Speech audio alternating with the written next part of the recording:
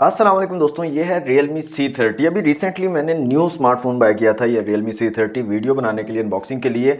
और इसमें एक इशू आया है जो कि मेरे ख्याल में नहीं होना चाहिए था। Realme एक अच्छा ब्रांड है, वेल नोन ब्रांड है। इसमें इशू ये आया दोस्तों कि इसका स्पीकर बिल्कुल भी काम नहीं कर रहा। मैंने इसके अंदर मतलब हर जतन कर लिया, हर चीज़ ट्राई कर ली, लेकिन इसका स्पीकर काम नहीं कर रहा है।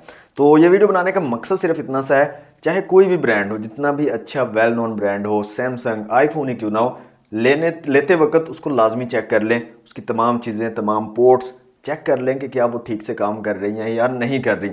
अब ये मैंने पैसे भर लिए हैं, पता नहीं इसका क्या करेंगे, वापस होगा, चेंज होगा या नहीं होगा।